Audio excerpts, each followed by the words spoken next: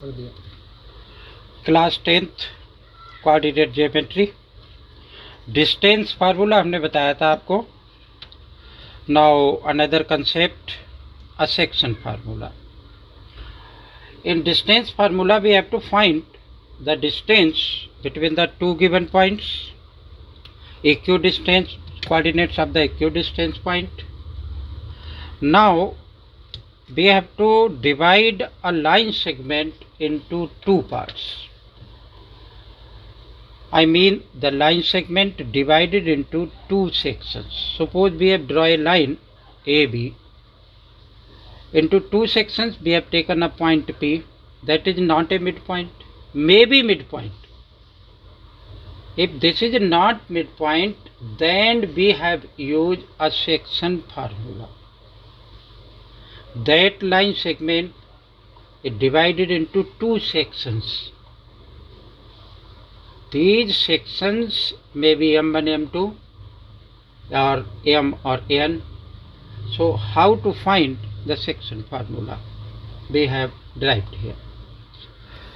Basically बच्चों section formula होता है क्या है कि एक अभी ड्राइव करके बताते हैं पूरा, फिर उसका वो कर देंगे कि सेक्शन फार्मूला ये निकल आया। होता क्या है वैसे कि एक इसका कोऑर्डिनेट मुझे निकालना होता है। इसका कोऑर्डिनेट क्या है कि x1 y1, इसका कोऑर्डिनेट है x2 और y2, इसका कोऑर्डिनेट मैंने सपोज कर लिया x y। ये m1 है और ये m2 है, ठीक है। x और y का कोऑर्डिनेट निकालना होता है। x is equal to how much कि m1 x2 plus m2 x1 divided by m plus n, और इसी तरीके से y का कोऑर्डिनेट हम निकाल लेते हैं। लेकिन वो निकल करके कैसे आया, ये बात हमने सीखनी है। तो हमने क्या किया कि एक ये कार्टेशियन प्लेन ड्रॉ किया। ये वाली लाइन ये लाइन है, ठीक है। ए का कोऑर्डिनेट x1 y1 वो मैंने ये लिख लिया, और बी का कोऑर्डिनेट x2 y2 वो ये आ गया, पी जो था वो ये आ गया, ठीक है। तो इस तरीके से कार्टेशियन प्लेन पे हमने क्या किया कि एक लाइन सेगमेंट ड्रॉ कर लिया। और ये जो m1 m2 है वो हमारा m1 ये AP है m1, और ये PB is equal to m2 मान लिया, ओके। अब ये हमसे कह रहा है कि इस लाइन सेगमेंट को दो रेशियो में डिवाइड करना है। वो रेशियो या तो इंटरनली या एक्सटर्नली हो सकता है, लेकिन हमारे सिलेबस में क्या है, एक्सटर्नली है, वो सॉरी इंटरनली है, लेकिन हम आपको एक्सटर्नली भी बताएंगे। तो ए बी को पी इंटरनली डिवाइड करता है, तो वो रेशियो हमारा क्या दे रखा है कि पी ए या A P divided by P B. अब ए पी को मैंने m1 मान रखा और पी बी को मैंने क्या मान रखा है, m2 मान रखा। और कुछ बुक्स में m और n भी रेशियो दे रखा है, कोई मैटर नहीं, ठीक है। अब मुझे क्या चाहिए कि ये दो ट्रायंगल्स हैं मेरे पास, एक तो ट्रायंगल ए पी क्यू और दूसरा ट्रायंगल क्या है, पी बी सी। ये दो ट्रायंगल हैं हमारे पास, ठीक है। अगर ये दोनों सिमिलर ट्रायंगल्स होंगे, सिमिलर ट्रायंगल्स कौन से होते हैं, जिनकी की कॉरेस्पॉन्डिंग दो एंगल्स या तीनों एंगल्स, दो एंगल इक्वल हो जाएंगे तो तीनों एंगल इक्वल हो जाएंगे, ठीक है। अगर ट्रायंगल सिमिलर हो गए तो उनकी कॉरेस्पॉन्डिंग साइड सेम रेशियो में आ जाती हैं। जैसे लास्ट ईयर 9th क्लास में कॉन्ग्रुएंसी ऑफ द ट्रायंगल्स थी, वैसे ही क्लास 10th में क्या है, सिमिलरिटी ऑफ द ट्रायंगल्स हैं, ठीक है। तो मैंने यहाँ पे लिया कि एक ट्रायंगल हमें क्या दे रखा है कि ट्रायंगल ए पी क्यू, ठीक है, या पी ए क्यू, तो ऐसा लिख लेंगे दूसरे वाले को। तो मैंने लिखा यहाँ पर क्या कि triangle P A Q and triangle P B C, ठीक है। अब देखो ये लाइन इस लाइन के पैरेलल मैंने ड्रॉ कर ली, ये परपेंडिकुलर्स हैं, तो ये एंगल 90 डिग्री का होगा, और ये एंगल इस एंगल के इक्वल हो जाएगा, इक्वल हो जाएगा ना। तो ये दोनों ट्रायंगल कैसे हो जाएंगे, डबल ए सिमिलरिटी कंडीशन से सिमिलर हो जाएंगे। सिमिलरिटी की बहुत सारी कंडीशंस होती हैं जो कि ट्रायंगल चैप्टर में है, ठीक है। तो ये ट्रायंगल कैसे हो गए, डबल ए सिमिलरिटी से सिमिलर हो गए। Triangle P A Q is similar to triangle P B C, अगर दो ट्रायंगल सिमिलर हैं तो क्या होता है कि करेस्पॉन्डिंग साइड सेम रेशियो में हुआ करती हैं। तो ये डिवाइडेड बाई ये इज इक्वल टू ये डिवाइडेड बाई ये इज इक्वल टू ये डिवाइडेड बाई ये। मैं यहाँ से भी दे सकता हूँ P A divided by P B is equal to A Q divided by B C is equal to Q P divided by C P. ठीक है, ये लिख लिया हमने कि पी ए या ए पी भी लिख सकता हूँ, B P is equal to A Q divided by P C is equal to P Q divided by B C. इन सब की बेटा वैल्यू डाल देनी है, वो जो फार्मूला हम बता रहे थे वही निकल आएगा। ए पी अपान में पी बी, ए पी अपान में पी बी किसके इक्वल है, M1 है और M2 है। ठीक है, तो मैंने इसकी जगह पे क्या लिख लिया कि M1 डिवाइडेड बाई M2। ठीक है ना। अब ए क्यू ये है, ए क्यू की वैल्यू निकालनी है, मतलब ए क्यू में यहाँ तक की ये वैल्यू कितनी होगी भाई, एस तक जो पॉइंट है होगा एक्स कोऑर्डिनेट पर वो x0 होगा। ठीक है ना, तो इसका कोऑर्डिनेट एक्स एक्सिस पर क्या होगा, x होगा। ठीक है, तो मुझे ए क्यू की वैल्यू चाहिए, तो मुझे इतनी वैल्यू चाहिए। ये वैल्यू किसके इक्वल होगी, आर एस के इक्वल होगी। आर एस बराबर किसके होगा, O S minus O R. ठीक है ना, तो ओ एस कितना है मेरा, ओ एस का कोऑर्डिनेट x0 है और आर का कोऑर्डिनेट कितना है, x1 है, x1 0 है। ठीक है, तो x में से x1 मैंने माइनस कर दिया, तो ए क्यू की वैल्यू कितनी आ जाएगी, x minus x1 divided by. इसी तरीके से पी सी की वैल्यू क्या आएगी, पी सी ये है, पी सी को यहाँ लेकर के आए, एस टी के इक्वल है। एस टी किसके बराबर होगा, टी का कोऑर्डिनेट मेरा क्या होगा, x2 और 0। तो एक मुझे चाहिए इतना है, मतलब एस टी चाहिए, तो मैं x2 यहाँ से यहाँ तक है और x यहाँ से यहाँ तक है, तो x2 माइनस x कर दूंगा तो एस टी आ जाएगी, और एस टी किसके बराबर होगी, पी सी के बराबर होगी। ठीक है, तो मैं क्या लिख सकता हूँ इसको कि x2 माइनस x। ऐसे ही पी क्यू देख लें, तो क्यू का कोऑर्डिनेट क्या है मेरा, बाई एक्सिस पर। हम देखें कि ये लेंथ है ना इसकी, तो बाई एक्सिस पर क्यू का कोऑर्डिनेट कितना है, बाई 1। ये बाई 1 है तो बाई 1 है, 0 बाई 1 हो जाएगा। ठीक है जी, और पी का कोऑर्डिनेट कितना है, एक्स बाई है, तो बाई एक्सिस पर ये कितना है, बाई के बराबर है। ठीक है, तो हम क्या करेंगे, बाई में से बाई 1 माइनस कर देंगे, किसके इक्वल आ जाएगी, पी क्यू के इक्वल आ जाएगी। तो मैंने क्या लिख लिया कि by minus by 1 divided by, क्या निकालना मुझे, बी सी। बी सी यहाँ से यहाँ तक कितनी है, बाई 2 है, और यहाँ से यहाँ तक कितनी है, बाई है, तो मेरे बाई 2 माइनस बाई 1 आ गया, बाई 2 माइनस बाई। ठीक है, अब देखो हम क्या करें कि ये इनको क्रॉस मल्टीप्लिकेशन कर दें, हमारे पास क्या आ जाएगा कि फार्मूला आ जाएगा। क्लियर है। अब ये तीनों इक्वल है, आपने चैप्टर 3 में पढ़ा कि कोइंसिडेंट लाइन के लिए a1/a2 equal to b1/b2 equal to c1/c2। तो मैं क्या करूँगा, इसको इससे क्रॉस कर दूँगा। ठीक, और एक बार मैं y के कोऑर्डिनेट के लिए इसको इससे क्या कर दूँगा, क्रॉस कर दूँगा, आंसर आ जाएगा। तो मैंने क्या लिखा कि m1 में m2 is equal to x minus x1 divided by x2 minus x। ठीक है, क्रॉस करके देखा, मुझे किसकी वैल्यू चाहिए, x की वैल्यू चाहिए, तो ये क्या बनेगा कि m1 और x2 minus x is equal to m2 और x माइनस x1। मल्टीप्लाई कर दें इनको, क्या आ जाएगा, ये m1 x2 minus m1 x आया, ये तो मल्टीप्लाई होकर के हुआ, और ये क्या आ गया मेरा, m2 x minus m2 x1।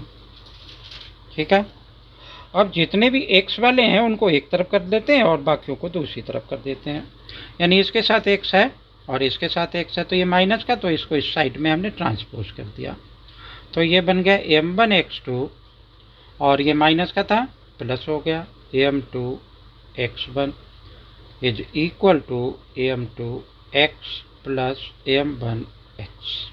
ठीक है, अब हम क्या करेंगे, इसमें से कॉमन ले लेंगे और कॉमन ले लेंगे, आंसर एक आ जाएगा। तो ये हमने लिखा कि m1 x2 plus m2 x1 is equal to x common लिया तो m2 प्लस m1। ठीक है, ये इसके नीचे आ गया, m1 x2 plus m2 x1 divided by क्या लिख लें, m1 प्लस m2 या m2 प्लस। तो ये x की वैल्यू आ गई, यानी x कौन सा x है, ये वाला x, ये पॉइंट, इसकी x की वैल्यू आ गई। क्लियर होगा। अब देखो y की वैल्यू निकालने के लिए मैंने क्या किया कि m1 m2 is equal to y minus y1 divided by y2 minus y, cross करते हैं इसको भी जैसे पीछे वाले में किया। तो ये क्या आ गया मेरा कि m1 और y minus y1 is equal to m2 y2 minus y। Multiply कर दो इनको, m1 y minus m1 y1 is equal to m2 y2 और माइनस m2 y। ठीक है, इसको इधर ले आओ, इसको इस साइड पे ले आओ, क्या बनेगा, y वालों को एक तरफ मैंने करना है, ये प्लस का है तो ये माइनस का, इसको इस साइड ले आते हैं। m1 y plus m2 y is equal to m2 y2 plus m1 y1। ठीक है, तो अब हमारा ये क्या बन जाएगा, इसमें मल्टीप्लिकेशन m2 बाई 2 और m2 बाई, ठीक है, और मेरा यहाँ मल्टीप्लिकेशन m1 बाई और यहाँ पर m1 बाई 1। तो क्या बन रहा है ये m2 by 2, m1 y 2, m1 y 2। ये मल्टीप्लिकेशन में कहीं पर क्रॉस मल्टीप्लिकेशन में क्या हुआ कि m1 बाई 2, ये गलत लिख गया था, सॉरी, इसको मल्टीप्लाई किया ना तो ये अलग लिख गया, m2 और y minus y is equal to, गलती हो सकती है, हम भी तो इंसान हैं, माइनस बाई। ठीक है, m2 y minus m2 y 1 is equal to m1 y 2 minus m1 y. ठीक है, बाई वालों को एक तरफ अब कर लें, तो ये इसके साथ बाई है m2 बाई, ठीक है, और इसको इस साइड ले आए m1 y is equal to m1 y 2 plus m2 y 1। Y common ले लें, क्या आ गया, m2 plus m1 is equal to m1 y 2 plus m2 y 1। Y is equal to क्या आ गया, m1 y 2 plus m2 y 1 divided by m1 plus m2। तो बेटा x का ये कोऑर्डिनेट हुआ और y का कोऑर्डिनेट हमारा ये हो गया। ठीक है, इसको हम क्या कहते हैं, सेक्शन फार्मूला कहते हैं। ठीक है, अब देखो क्या होता है कि एक मिड पॉइंट फार्मूला होता है बेटा, तो वो मिड पॉइंट फार्मूला क्या होगा कि m1 m2 दोनों आपस में इक्वल होंगे, तो m1 और m2 की जगह पर हम या तो m1 या m2 डाल देंगे। ठीक है, तो वो क्या फार्मूला कन्वर्ट हो जाएगा, तो यहाँ मैंने लिखा कि mid point formula, mid point formula. ठीक है, एक लाइन सेगमेंट बनाया, ए ये पॉइंट ले लिया, बी ये पॉइंट ले लिया, P is a mid point, x का कोऑर्डिनेट x1 बाई 1, बी का कोऑर्डिनेट क्या है x2 और बाई 2, इसका कोऑर्डिनेट क्या है x और बाई। ठीक है, अगर मैं सेक्शन, तो हमारा m1 m2 के आपस में इक्वल हो गया, देखो m1 रेशियो m2, और मैं क्या कह रहा हूँ कि m1 is equal to m2। तो जो हमारा सेक्शन फार्मूला था कि x इज इक्वल टू क्या लिखा है कि m1 x2 plus m2 x1 divided by m1 plus m2, ये लिखा हुआ। अगर ये दोनों आपस में इक्वल हो जाएंगे तो m1 m1 डाल सकता हूँ मैं, m2 की जगह पे m1 डाल सकता हूँ, तो ये बाहर आ जाएगा तो कैंसिल हो जाएगा। ठीक है, तो हमारा क्या अल्टीमेटली फार्मूला बन जाएगा, mid point formula, x is equal to x1 plus x2 और डिवाइडेड बाई 2 ऐसे ही बाई इज इक्वल टू क्या बन जाएगा मेरा, बाई 1 प्लस बाई 2 और डिवाइडेड बाई 2। ये मिड पॉइंट फार्मूला बनेगा। ठीक है। कभी कभी क्वेश्चंस में हमसे क्या पूछता है कि find the ratio, find ratio. जैसे यहाँ तो हमें रेशियो क्या दे रखा है कि रेशियो दे रखा है m1:m1, वो m1:m2, ये रेशियो हमें सेक्शन फार्मूला में दे रखा है ना। तो जब वो रेशियो हमसे फाइंड आउट करवाए तो हम क्या करते हैं, इसको k रेशियो 1 के बराबर मान लेते हैं। ठीक है, यानी m1 ratio m2 is equal to, तो m1 बराबर k पुट कर देते हैं, m2 is equal to 1 put कर देते हैं। तो जो हमारा सेक्शन फार्मूला है वो किस में कन्वर्ट हो जाता है कि अगर k रेशियो 1 में डिवाइड किया हमने तो वो सेक्शन फार्मूला का कोऑर्डिनेट फिर हो जाएगा कि kx2 plus x1 divided by k plus 1, और k बाई की वैल्यू क्या हो जाएगी, y is equal to k y 2 plus y 1 divided by k plus 1 के इक्वल हो जाएगी। ठीक है। अब x इज इक्वल टू ये और y इज इक्वल टू ये। अब एक बात और है कि ये तो हुआ रेशियो निकालने के लिए। ठीक है। तो और दूसरा ये मिड पॉइंट के लिए है। एक होता है कि सेंट्राइड्स ऑफ द ट्राइंगल, क्या होता है, सेंट्राइड्स। सेंट्राइड्स वाला हम नेक्स्ट वीडियो में बताएंगे, वो क्योंकि एरिया ऑफ ट्राइंगल से रिलेटेड है। ठीक, नहीं यही बता देते हैं, सेंट्रॉइड ऑफ ए ट्राइंगल मतलब coordinates of the centroid of the triangle. एक कोऑर्डिनेट, एक ट्राइंगल बनाया हमने इस तरीके से। सेंट्रॉइड पहली बात होता है क्या है, जो मीडियंस होते हैं उनका पॉइंट ऑफ कॉन्करेंसी क्या कहलाता है, सेंट्रॉइड कहलाता है। अब मीडियन क्या होते हैं भाई, मीडियन, ये मीडियन है तो इस लाइन का ये मिड पॉइंट होगा। ठीक है, इसका नाम डाल लिया A B C E F G, जी इसका कोऑर्डिनेट मान लिया और इसका नाम कुछ और डाल दिया, पी मान लिया, पी क्यू मान लिया, पी क्यू आर। ठीक है, क्योंकि सेंट्रॉइड का कोऑर्डिनेट हमेशा जी सपोज करते हैं। और मीडियन एक दूसरे को 2:1 के रेशियो में डिवाइड करते हैं, यानी ए जी बराबर 2 होगा तो जी क्यू बराबर 1 होगा, बी जी इक्वल टू 2 होगा तो जी आर बराबर 1 होगा, जी सी इज इक्वल टू 2 होगा तो पी जी बराबर 1 होगा। ठीक है, तो इस जी का कोऑर्डिनेट मुझे फाइंड आउट करना है। मैंने मान लिया कि जी का कोऑर्डिनेट x और y है, इसका a का कोऑर्डिनेट x1 और y1, b का कोऑर्डिनेट x2 और y2, और इसका कोऑर्डिनेट मैंने क्या मान लिया, x3 और y3। तो x का कोऑर्डिनेट क्या आता है बेटा कि x1 plus x2 plus x3 divided by 3, y is equal to y1 plus y2 plus y3 और डिवाइडेड बाई 3।